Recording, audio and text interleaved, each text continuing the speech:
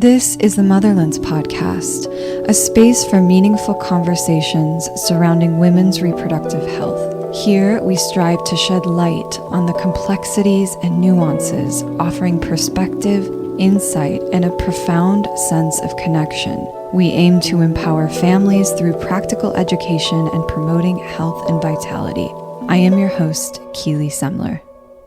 This week's guest is Kacie Carter. She is the brains behind everyone's favorite cafe in Echo Park, a neighborhood on the east side of Los Angeles called Honey High. I had the privilege to chat with Kacie about her transition into early parenthood, and the themes we discuss in this conversation include nourishment beyond food. It's about connection and care, not only through our bodies, but also our relationships, and how food is this great connector, and how we can create bonds and community, whether it's through sharing a meal or passing down recipes. Kacie also bravely shares her birth experience and what early motherhood was like for her, how societal expectations sort of put so much pressure on women to attain this ideal image of motherhood, but that is so unrealistic and that it doesn't reflect the messy yet beautiful reality of being a mom. We also discuss how women who are navigating the transition into motherhood, that it's okay to find your own way and to not have everything figured out and to change your mind and to embrace challenges. I really hope you enjoy this episode. And just a reminder, there is a bonus episode with Kacie Carter available for paid subscribers. It's an extra 15 to 30 minutes of conversation where all guests of the Motherlands podcast open up more intimately, which is why we are calling paid subscription Behind Closed Doors.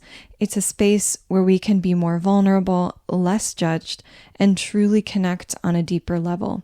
You can find all the details at keelysemler.substack.com. Of course, you don't have to become a paid subscriber if you don't want to. There are still plenty of ways you can show your support for the Motherlands podcast. You can leave a review on Apple Podcasts, share the show with a friend, or tag us on social media. Every bit of support means the world to us and helps us keep the show on the road. Before we get into this episode, I have a few announcements for the Motherlands community. I host a monthly peer review for doulas where women who serve as caregivers for other women can connect, share support, and nourish one another. These meetings take place over Zoom, making them accessible to anyone, anywhere in the world, and they are completely free. If you're interested, I've included the registration link in the show notes for you to join the conversation. I also facilitate a monthly live group discussion for new parents or soon-to-be mothers. This session focuses on preparing for the transition into early parenthood, learning the art of caregiving, and building a strong safety net of support. Like the peer review, it's free with registration, and you can find the link in the show notes as well. Lastly, but certainly not least, this fall I'll be hosting my first ever women's retreat. It will be a 5-night experience in California at a beautiful property overlooking the ocean. The retreat will focus on mothering ourselves, taking time for self-nourishment, and building a supportive community of women. It will be an intimate group to foster deeper connection with plenty of time for solitude as well. What excites me the most is that it will be affordable, ensuring it's accessible to women. If you're interested in the updates or want to be part of the retreat as it takes shape, please join the waitlist. The link is in the show notes.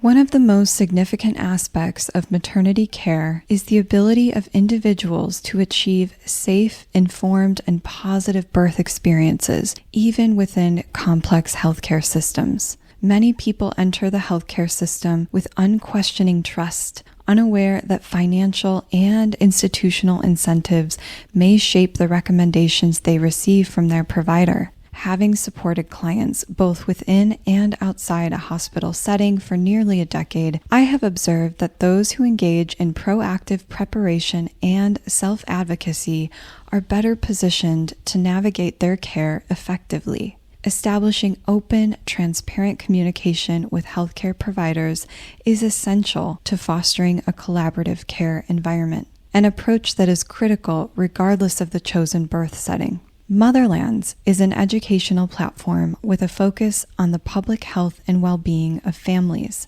This is a place to come to your own conclusions about what matters most to you and your care through pregnancy, birth, postpartum, and beyond. We have done the work to sift through the data and research to give you the most succinct information to help aid you in your decision-making. We do not peddle our own agenda or ideology, and we respect the integrity of all people to choose what feels the most empowering to their individual body.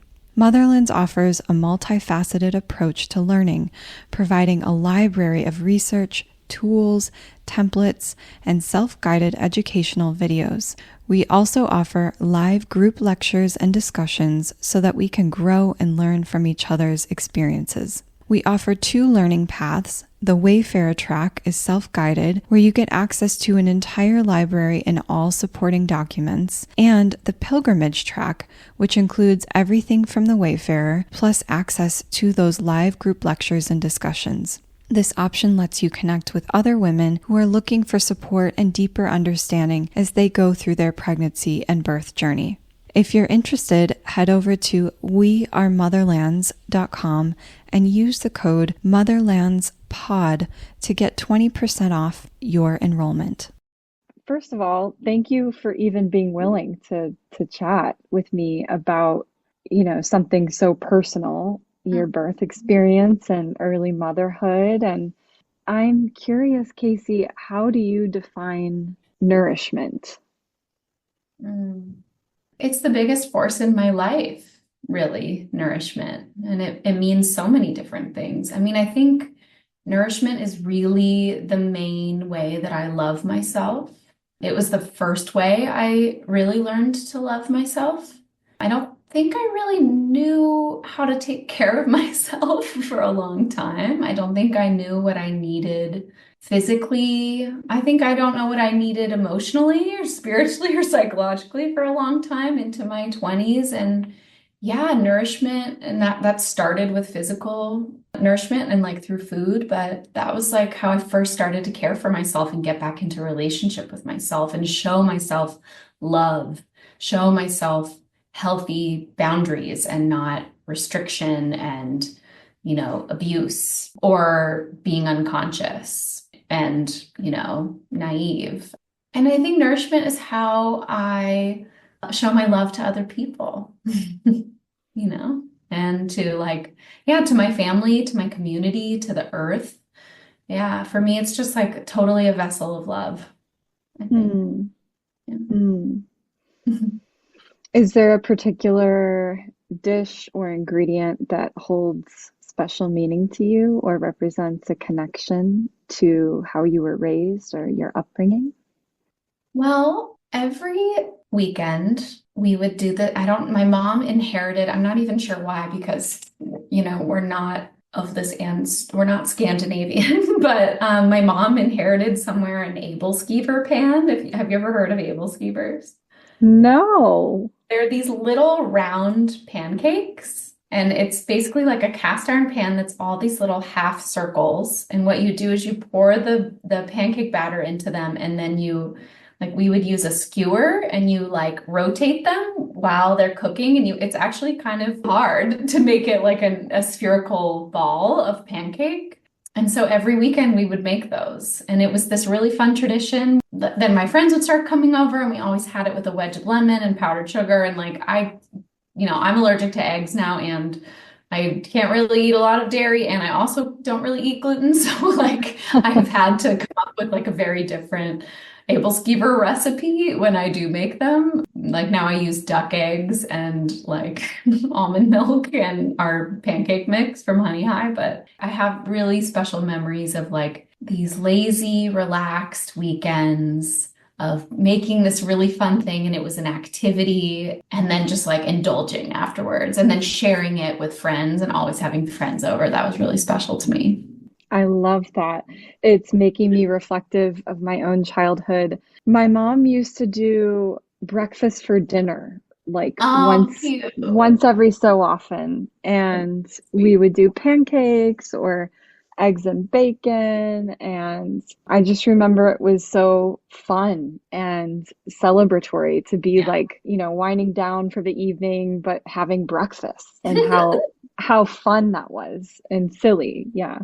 Well, and I think it speaks to the power of like a tradition, of a repetitive tradition. Like now starting a family, I'm starting to see how those little borders, they start to define your life, and they can be just a little thing that you do every once in a while, and it can be really small. But to me, those rituals are really powerful and they're really healing. Like I can just close my eyes and think back to that Sunday and think back to the drawer where we kept the powdered sugar and I don't even really eat powdered sugar anymore, but it's such a wonderful memory. And it was something that, yeah, like created such consistency in my life. I love that.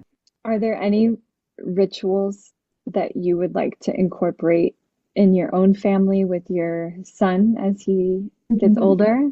Yeah, I mean, I don't know what they are yet because we got to see who he is.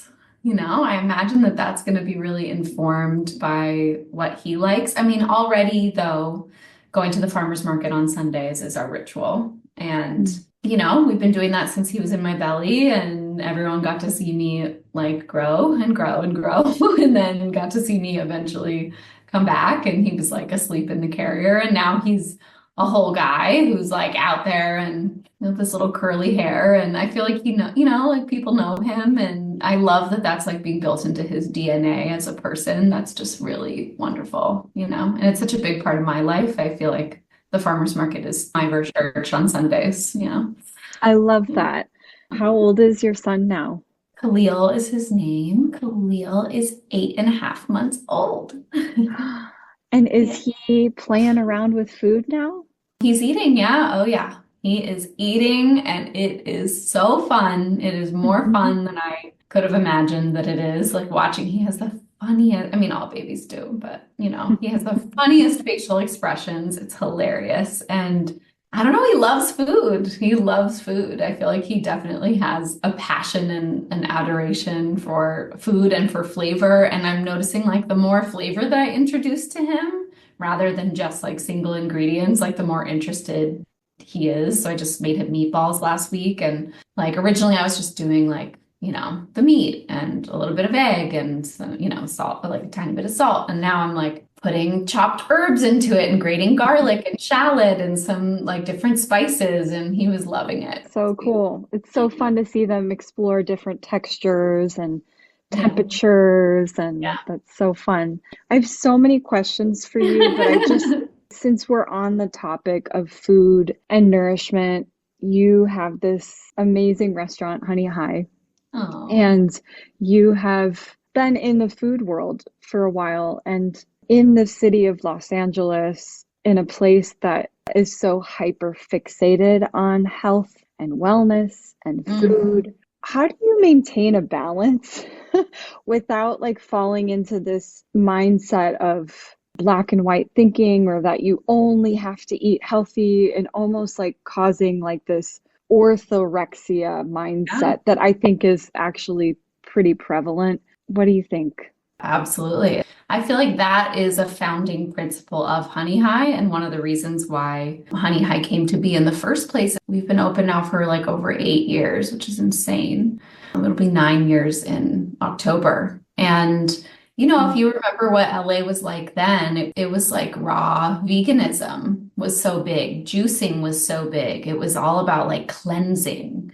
And it's one of the reasons why I really like one of our most popular dishes, and one of the things I'm most proud of is our lamb witch, which is like a grass-fed lamb sandwich, the big lamb patty and halloumi cheese and, aioli and a chutney and arugula and lemon. And it's like really bright and really flavorful. And it's like got fat and protein and starch and all these things, because I just think that being healthy can take itself so seriously. It can take itself so seriously, and it can get really high and mighty. I also think that that's sort of like the identity of Honey High. Built into it is a playfulness of like an invitation. I mean, Honey High is really like a welcoming greeting, like, "Hi, honey, come on in." You know, I think having a sense of levity and a sense of play is so important when you're thinking about your health, or else you can really get lost in the sauce, you know, literally. Sorry, I didn't mean to make that joke. That's okay. So I really think that that's important to have a sense of balance when it comes to it. And, you know, even in the time that I've owned the restaurant, I've evolved, you know, I've evolved in a lot of ways, and the restaurant has evolved in a lot of ways. But I will say I'm really proud of what Honey High is and what it's founded on, because especially as I've had a child, and I'm sure we'll circle back to this later, but like simplicity has really become like a very important value in my life, in a way that I have to live because I actually don't have the time or the mental space or the physical energy for much more right now. And I've been just coming back to like the roots that Honey High was founded on, and I'm like, oh, they're the same. They're so strong, you know, like they weren't founded on a trend or on, you know, restriction or on this like sense of purity or something like that. I really am finding that like it really holds up as something, and I'm really proud to have like been able to sort of tap into that vision so long ago, because it just feels like, yeah, this is a way of eating. You know, we source locally, we work with local farmers. That's where we get 95% of our produce. You know, all of the meat comes from really, really great farms and from people who are doing it the right way. And we try to use like health conscious ingredients, but we also have really fun things on the menu, like smoothies and chocolate chip cookies. And, you know, like, Oh man, those chocolate chip cookies. I can't go in there without getting one. yeah, it's dangerous. It's dangerous. Yeah. So I think, you know, I like having some guardrails in my life. Guardrails isn't the right word. I like having some structure. Some structure and some guidance really helps me, especially in something that's as disorienting as our food system in America. Like, if you don't have any structure, it can be like, oh my God, where do I go? And that's where I see people getting so confused with health, you know? So I really like having some guiding principles, is a little bit more of the way I'll put it, than guardrails. And I don't know, it feels very enduring to me. I love that. I want to shift a little bit into motherhood.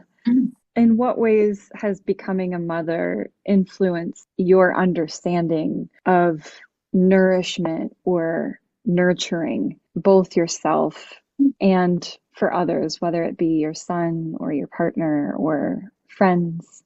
I mean, how has it not? I don't know, you know, it's possible to separate them, you know? I mean, like when you're growing a child, they're becoming as a result of you.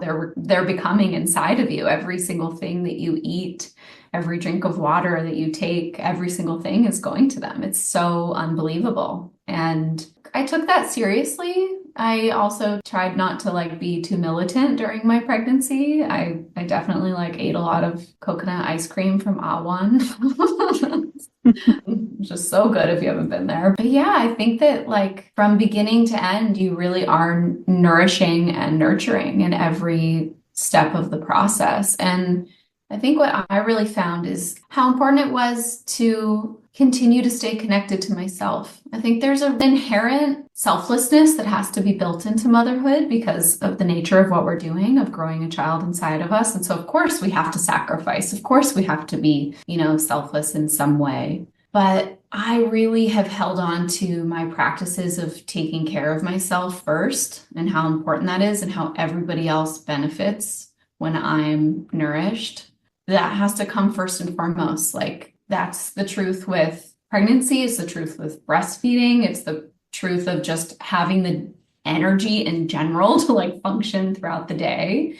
If you are not nourished enough, like you cannot take care of others without becoming depleted. And then eventually, like for me, I'll fall apart. Like I've fallen apart so many times in my life, and the stakes are a lot higher when you have a family and when you have a child of people that really need you. And so it doesn't serve you to kind of fall apart. You know what I mean? I don't know. But I also will say I needed a lot of help too, nourishing myself, especially in early postpartum. I needed the support of other people. I couldn't do it all myself. It's really amazing to hear you acknowledge that you needed the support, because I find with new moms that that's half the battle. Just the willingness to ask for help, but also accept help, I think there's a huge learning curve there. But I'm curious, how did the birth of your child challenge or shift your sense of identity? It didn't just shift my sense of identity, it exploded it. And it's interesting, like okay, my husband is a writer.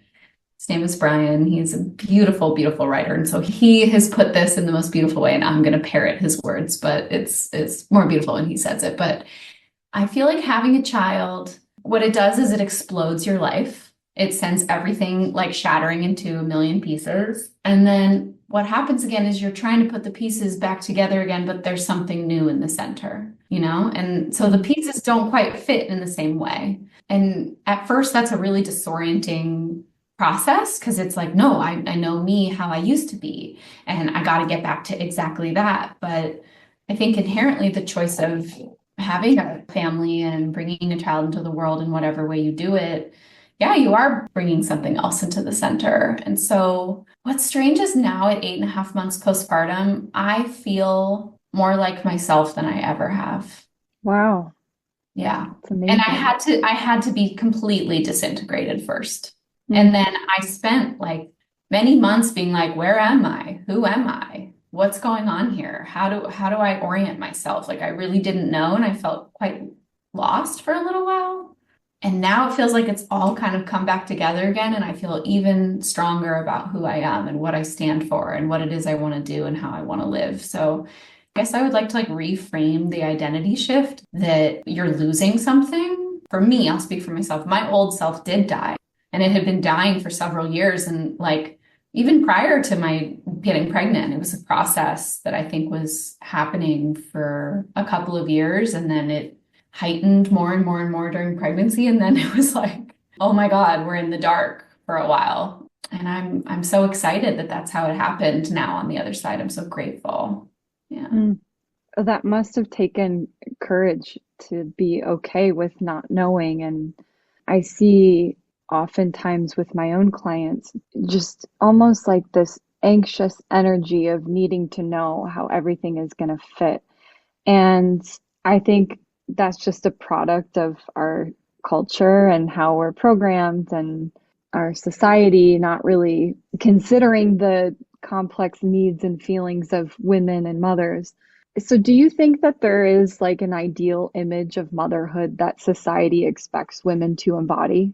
Sure, I think it's like in all of our own brains. And it's, you know, it's the thing that we've all kind of downloaded. And then it's what we're at war against when we find ourselves experiencing so much discomfort during this process. But I think what's been interesting to me is that it wasn't out there, it was in here, it was inside of me. That's who I was up against. And I didn't quite realize that, you know? What exactly inside of yourself did you feel like you were sort of battling, if you feel comfortable sharing? Yeah, of course. I'm an open book.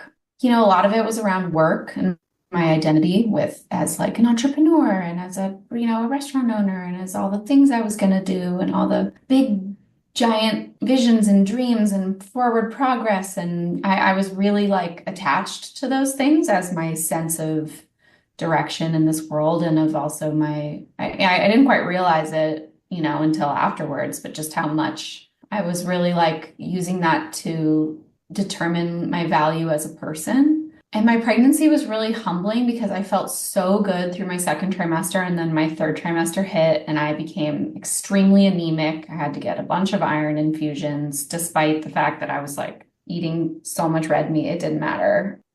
Khalil was like a vampire that took all my iron. My third trimester was quite challenging in a lot of ways. I had no energy.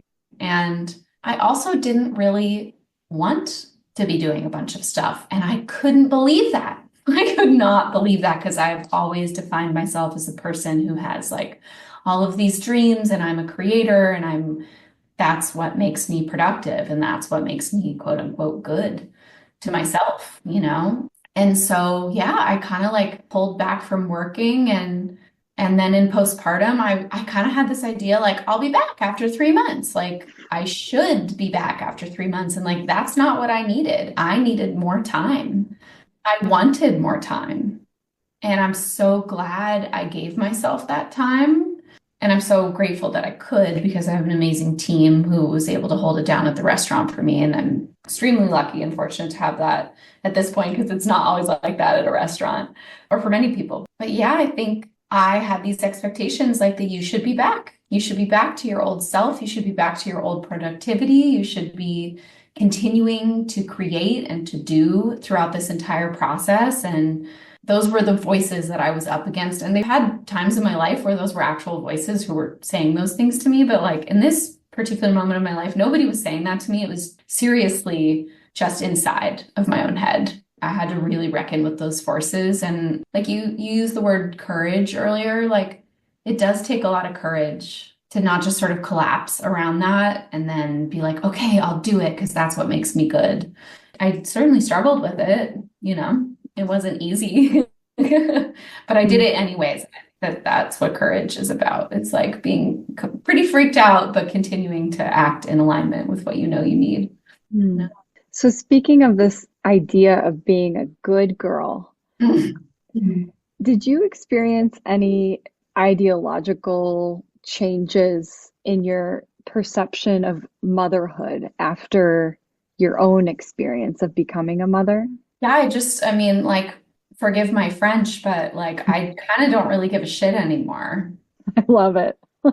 You know, I think it really did like blow something open inside of like when I say I was like turned to smithereens, I really mean that. And it's not that I don't give a shit, of course I do, but in so many ways, like things that I would have been like, oh no, I'm too freaked out about that. Like, sorry, but nothing could be harder than particularly my labor and my birth was really hard. And I'm like, nothing's harder than that. You know, like I will dive into the deep end of the cold plunge now. It doesn't scare me. And having the hard conversation scares me much less than it used to because I'm sort of just like, the stakes are higher and I now know what it means to like call on the depths of myself to have to go places that I didn't think that I was capable of going and returning from. And I think it's given me like certainly more of a sense of freedom and space and permission. I didn't expect that to happen. Let's dive into your experience of labor and birth. I'm curious, so maybe you could share with listeners just sort of how you prepared for the experience and what you had intended the experience to feel like, and maybe the evolution of what actually happened and how Khalil chose to be born. Yeah, he came in. It was fast and it was furious. It was like a lightning bolt, which is kind of what his personality is like. So I tried to do a home birth and I ended up getting a C-section. So that's like the short of it. It was an extremely challenging. Well, I remember talking to you and you had chosen a midwife and I told you not to. I said, I don't know if I would work with that midwife. Yeah, maybe not. But then you switched to another midwife, and I don't know what your experience with that midwife was or what the journey was with that, but obviously it was very different than what you had intended. How did you sort of reconcile with that?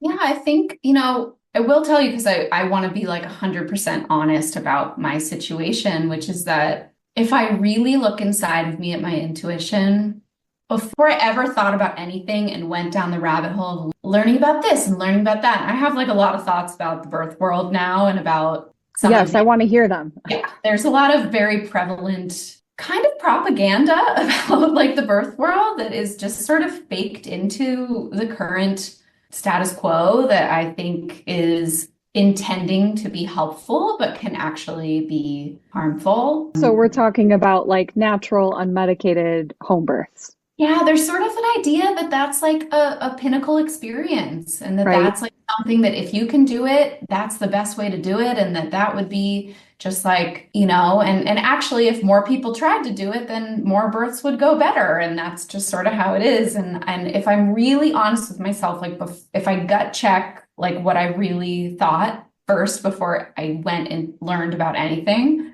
I was like, I should probably get an epidural.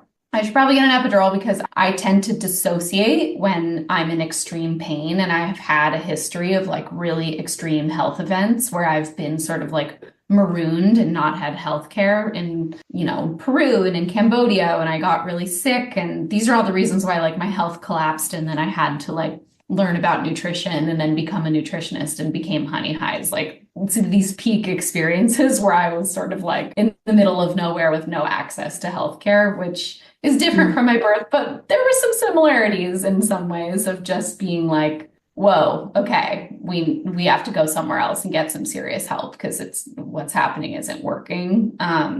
So I say all that to say, if I really listened, that was my first intuition, but then I like learned about it and I started listening to other people's opinions, and I had genuine concerns with some of the aspects of the medical system of like not wanting to feel pressured into a bunch of different interventions. And it's not a perfect world. Do you know what I mean? I think that there's this idea that there is a perfect world and that's probably a natural home birth. And then there's the alternative. And like, I'm here to say on the other side, like that neither of them are perfect. There's so much complexity and it's not black and white. And it can sometimes get very difficult to hear yourself and what feels true to you and your body when there's so many voices and opinions and social media and influencers and experts. And, it's so challenging, I think, for a lot of women to navigate that terrain, to discover what feels right to them. And everyone is sort of peddling an ideology, natural is better, or hospital birth is safer, whatever. And it's just like, you are sort of describing just how special that journey is with meeting yourself exactly where you need to meet yourself. Yeah. Yeah. And also, you don't know what your birth is going to be. I'm sure if Khalil would have maybe had a smaller head, that would have been helpful. If he had not been posterior, maybe that would have been helpful. And then also just my labor. So like a long story short is that I was 40 weeks. I hit my due date. And then that day I was so done being pregnant, Keely. Like I was so done. I was so done. I'd been getting intense Braxton Hicks contractions 8 times an hour since I was 28 weeks pregnant. I was just so done. And it felt like he was super low. And I was just like, I don't want to be doing this anymore. So the due date came and went, and I kept myself too busy that day. I did too many things. I went to yoga. I went to therapy. I got a foot rub, which I think put me into labor. I went to dinner with some friends, and I came home, and at 1 a.m, my water broke in bed with a gush. It was like a absolute, like, flooded my bed. And then I went into active labor immediately. I did not have early labor. I did not have the thing where you can go back to sleep, where you can go cook something, where you can relax and sort of get used to it. It was like, I keep joking that it was like I did like DMT or some kind of drug, like some insane drug that just like shoots you to the moon. That's what it felt like. My labor went from 0 to 100, and it was just really, really intense. And then my baby was we didn't know this until we got to the hospital, but he was completely posterior with his chin up, and he was stuck. And I dilated most of the way, but I got a small cervical lip that kept kind of coming and going. And it was really confusing. I was pushing and then I would stop. And it was like 5 hours of pushing. In total, I did 16 hours at home of full-blown active labor, and then 5 hours of pushing, and then transferred to a hospital and got an epidural, and then got a C-section because he was just not going to come out. Wow. It's a lot. That is a lot. That is a lot. But I know that there are probably people listening that had a similar labor experience, and that things just didn't go according to plan, and that it was very long, very exhausting, took you to the edges of who you are. Yeah, totally. And and I'm sure it takes time. I'm sure maybe on some level you're still processing that experience too. Is that fair? Yeah, I think, but I feel really at peace with it now, because one thing that I'm so grateful for about myself when it comes to nourishment, this topic of nourishment, is that I am very aggressive about getting help. I'm like, I know I need help and I know that I can't do everything on my own. And if I try to bear it all by myself or do it all by myself, like it's not a good situation. So, I knew that I had had a very traumatic birth and that it was really overwhelming. And so I connected with Pam England, who I'm sure you're familiar with. And she wrote an amazing book called Birthing from Within. And she does this incredible thing called birth story listening. And it's really a form of trauma therapy in a lot of ways. And she listens to your birth story and then helps you kind of like go back to the moments that were really overwhelming or really scary and kind of safely re-experience them and give yourself what you needed in that moment. And I did several sessions with her and it really like set me free. It really set me free. And I did that around like 6 weeks postpartum. I did it pretty early because I just knew like if I bury this, I'm not going to be okay. And then my future, we want to have more children. I just knew like I can't allow this energy to just sit inside of my body and sort of become unconscious, And so, yeah, looking back on it, I'm like, I did everything I could and I tried and everybody worked really hard and he wasn't coming out. And I think that there's a real acceptance around that, which is not that I was like robbed of an experience. That's just how it was, What an incredible and healthy and grounded perspective to have. And I feel like it takes, again, a lot of courage to get to that place of acceptance without being bitter or resentful or angry or all the things which are all valid things to feel. I definitely felt those throughout the process, for sure. Yeah. Yeah. And there are things that I would just totally do differently next time. And looking back, Tell me what you would do differently. I would have a hospital birth with an epidural right away. Like, especially knowing that I have this birth pattern, which is like active labor immediately. That's too much for me. I don't ever need to experience that again. And I'm like, oh, I want to be in a hospital. I want monitoring. I want to know what position he's in. I want cervical checks. I want to know how dilated I am. I want more data and more information. Like, I actually did not benefit from sort of like, let birth happen. Birth is, we can just really trust it. My birth was more complicated than that. And that wasn't a personal failing. And it wasn't because I didn't believe enough or I didn't relax enough or I didn't hypnobirthing. Thank you. Like, thank you for saying that. Yes. Thank you. This is the kind of shit that gets me really worked up because I think that some of the way that birth is sort of taught is almost like, if you don't get this desired outcome, you just didn't try hard enough, and how damaging is that? How disrespectful is that? It's another form of weird, it feels like a religious patriarchal thing, not to get into labels of it, but in some way it feels like, no, if women were allowed to just do it naturally, like totally naturally, then they know like this is what they were born to do and it'll be fine. And it's like, no, there are complications. Like there are complications and there is a time and a place for when we need these things. And like going into birth, I really feel for myself and I really feel for pregnant women who are like, I don't want to hear scary stories. I didn't want to hear scary stories. People tried to tell me like, that doesn't always go well. And I was like, I don't want to hear it. And I just read a bunch of Ina May Gaskin books. And that's beautiful. I think Ina May Gaskin is an incredible hero. And and I guess that's the thing, like the principle of wanting to feel embodied, confident, calm. All of those things are good practices. But you, on the day of, how open and flexible are you to what your body needs and what your baby needs? And I think that's one of my biggest frustrations and probably perhaps why I'm so isolated from a lot of people in my field, because I just don't agree with the rhetoric of you are a superior woman if you do it a certain way, or that you somehow ascend to another higher evolved realm of womanhood or motherhood if you do it as this is just so damaging, and it's just not true. It's just not true. we are so hard on ourselves. Like, sure, society's hard on us for sure. There's plenty of ways we could talk about that.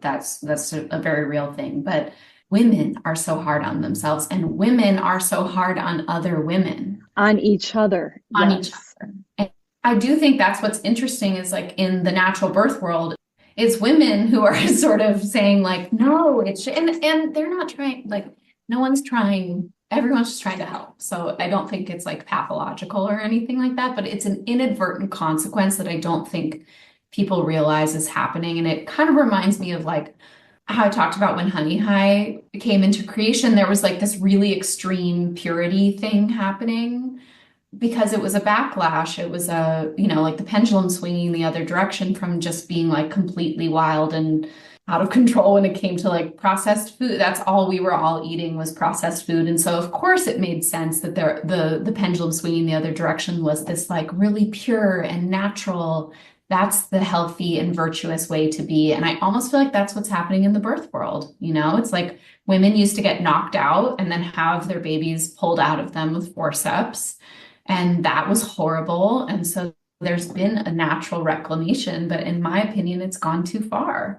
And I almost feel like my experience was to like be a little bit of a canary in the coal mine for that experience, like for that phenomenon rather, and to find like whatever higher power I have seems to be repeatedly telling me like, it's not black or white, it's gray. You belong in the gray. You belong in the gray. And that's where you're going to be the most healthy and the most balanced. And that's what you're also here to help others with. And so I feel like my birth was like a deeper initiation into that. And I'm really grateful for the lessons that it taught me because it's like I did a full unmedicated home birth and I did a full hospital C-section, which also I have notes on that too. Like there were plenty of issues there. So I almost got to like have the most extreme experience. Yeah, you had both. Yeah. And I learned a lot. And again, like I also will not kid myself that in my next birth that I could control the way that goes.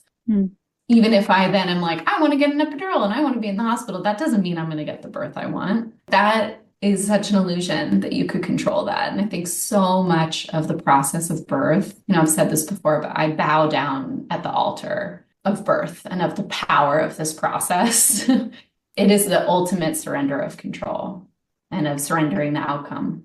Yeah, it's so true. And I'm so grateful for you and your perspective and you being open to even sharing this because I think that a lot of women feel alienated through their birth experience, like they've missed out or, they just can't relate.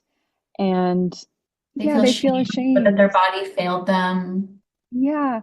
And I always think about like, I hear stories like yours, and I'm just so happy that you are using your voice to let women know that there are just an infinite number of variables going on in birth, and it's impossible that anyone would have the same exact birth as someone else. And so just to hear your story and how you sort of have made sense of it, I think will really give listeners something to think about. Yeah, and I'm curious, like, the conversation isn't over yet. We've still got about 15 minutes of this episode, but it's behind a paywall. If you'd like to hear the rest of it and show your support for the show, a paid subscription makes all the difference. Your support helps me cover the cost of paying my editor, providing for my family, and managing all the day-to-day expenses that make this work possible. As a paid subscriber, you'll also get access to a full extended episode plus bonus content where I share my personal reflections as a doula, midwife assistant, and a women's reproductive health educator. I talk openly about the emotional richness of this work, the art of caregiving, and share simple meditative practices to help you find calm, confidence, things I believe are valuable for all of us. Your subscription truly supports the continued growth of the podcast and the time I can dedicate to producing it. If you're unable to subscribe right now, there are still plenty of ways to support the show. You can leave a rating or review on Apple Podcasts, subscribe to our Substack, follow us on YouTube, or simply share the show with friends and family who might enjoy it. In addition to producing this podcast, I am a full-time birth doula, educator, and mentor. Your support, in whatever form it takes, helps me to continue this important work and share it with you. Thank you so much for being a part of this community, and your encouragement means the world to me. Thank you so much.